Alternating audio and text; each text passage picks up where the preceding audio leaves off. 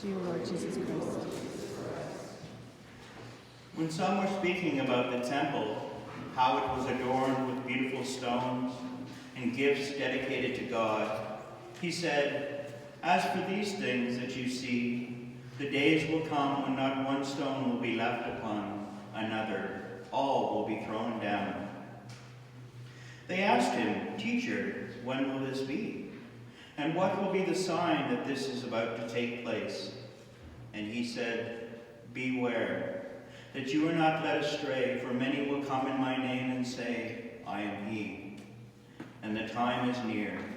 Do not go after them. When you hear of wars and insurrections, do not be terrified, for these things must take place first, but the end will not follow immediately." Then he said to them, "Nation will rise against nation, and kingdom against kingdom. There will be great earthquakes, and in various places famines and plagues, and there will be dreadful portents and great signs from heaven. But before all this occurs, they will arrest you and persecute you.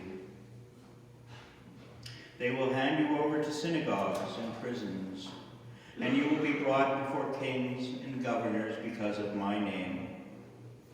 This will give you an opportunity to testify. So make up your minds not to prepare your defense in advance, for I will give you words and a wisdom that none of your opponents will be able to withstand or contradict. You will be betrayed even by parents and brothers, by relatives and friends, and they will put some of you to death. You will be hated by all because of my name, but not a hair of your head will perish. By endurance you will gain your souls." The Gospel of Christ. Praise to you, Lord Jesus Christ.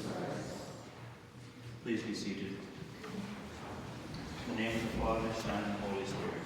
Amen. Amen. From today's Thessalonians reading, brothers and sisters, do not weary in doing what is right.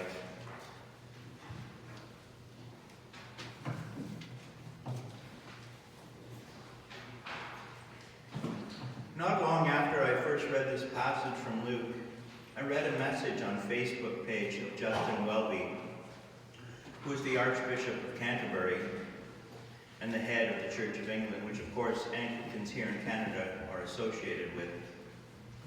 And Justin Welby was sending out greetings to our Hindu brothers and sisters on the occasion of their holiday of Diwali. The head of a major religion merely sending out greetings to other citizens of a different faith tradition. He was not telling his Christian congregations to believe in or comparing deities, but merely sending greetings. Why do I remark upon this? Well, because in the responses under his message, there were numerous comments chastising the Archbishop, imploring him to stay in his lane. And they told him very emphatically, do not acknowledge these other gods, stick solely to Jesus. And what does this have to do with today's gospel message, you say? Well, in today's gospel message, we have Jesus telling his followers, beware that you are not led astray. For many will come in my name and say, I am he. Now, the Archbishop is not saying he is Jesus, but I think this is the sort of passage that critics might use. The Archbishop is accused of false teachings by acknowledging simply another religion. And his accusers are accusing him of not teaching Jesus as the sole truth. The I am the way and the truth, and no one gets to the Father by me truth. And Jesus tells us that a misleading teaching will come at a time of great turmoil, times of destruction, earthquakes, famines, and plagues, nations rising against nation, people warning us that the time is near. Is that not what we hear today? Is there not this turmoil in our world today? It sounds to me like there is a lot of turmoil in the past. I imagine even in my grandparents' generation of World War II, they contemplated the end with all the world together in war. And also here in the passage that says the temple will fall stone by stone. And we hear that our churches are in trouble today, buildings unused, numbers falling. What are we to think? I personally also wonder how to read the signs of the times. Are we not 21st century Anglicans, believers but not stereotypically given into prophetic panic? And at the time we hear more and more about how things are going wrong. Now I believe that Scripture has a message for us to read into our lives. But I like to say to myself, and perhaps you do also, whoa, what am I thinking and feeling? Am I taking my own spiritual angst or bias and putting it back onto Scripture or into a reading? And we read today from the Gospel of Luke. When you hear of wars and insurrections, do not be terrified, for these things must take place first, but the end will not follow immediately. And then he said to them, nation will rise against nation, and kingdom against kingdom. There will be great earthquakes, and in various places famines and plagues. And there will be dreadful portents and great signs from heaven.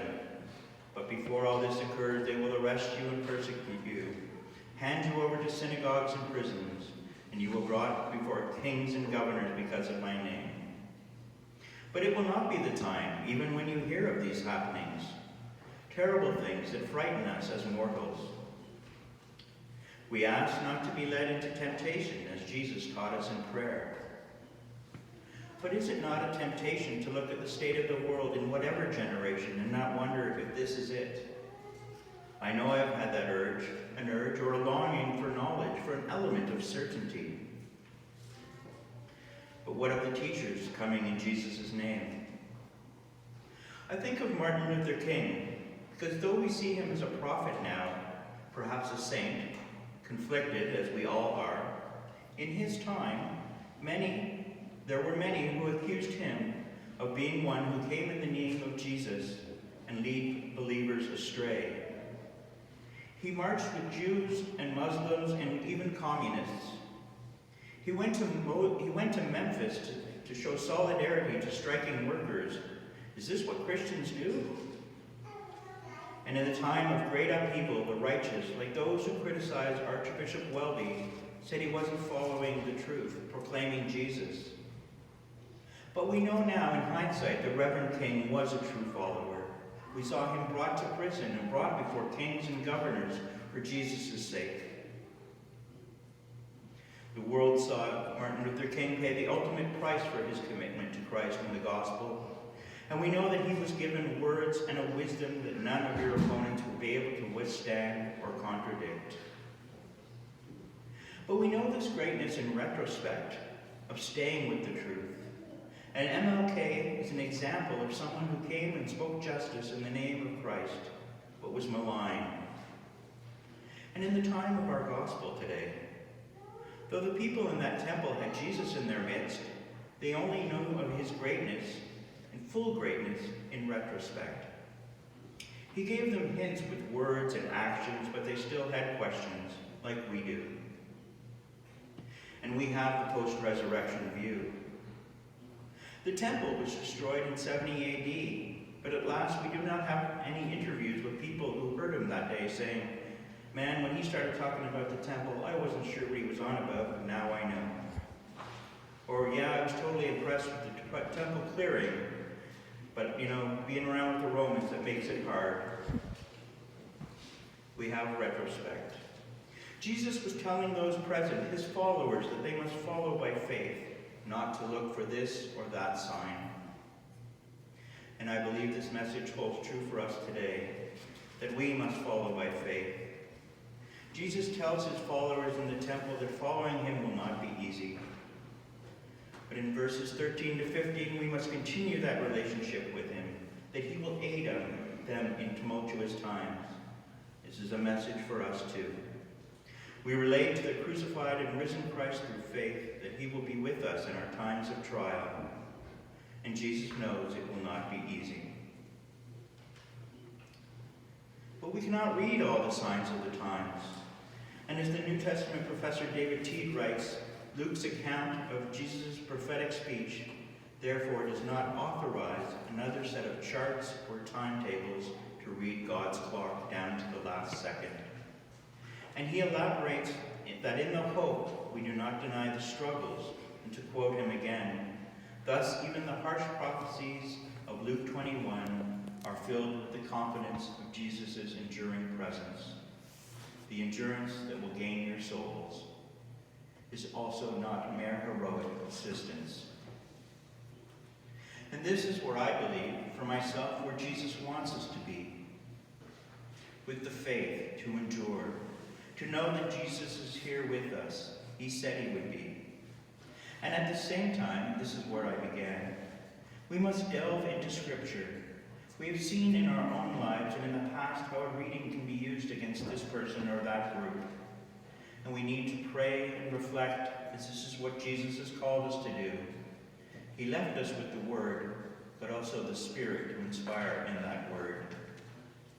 It is not easy when we see signs of impending disaster, when we ask what is happening to believers and to God's creation. And we may question, like others, who is a true prophet. But to help us in this quest, we have not only the words, but the example of Jesus. Jesus did not only preach the word, Jesus forgave sins. Jesus gave the example of how to love beyond a way that humans seem to be able to or even comprehend sometimes. So I would say in our troubled times, and it always seems like troubled times, if we're trying to verify who is coming in the name of Christ, watch for who is reaching out to their neighbor, watch for who is sharing, and watch for who is working to aid our hurting world. They may not always be someone who agrees with you. I think of someone I worked with years ago at a homeless shelter. He was more conservative than I was. One night we were working and we get a call at the door. We are needed to take someone in for the night. A person who was identified as male but self-identified as a woman. This was long before it was a discussion in society and the media. No other shelter would take her.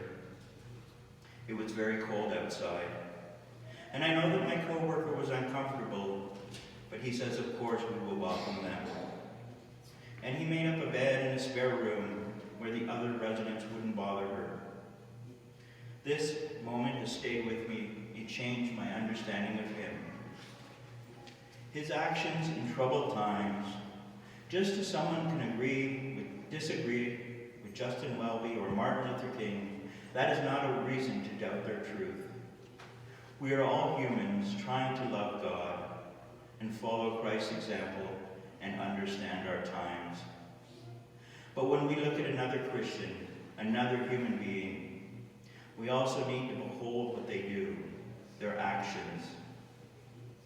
Because these, I tell you, are also signs needed by our world. Brothers and sisters, do not weary in doing what is right. Amen.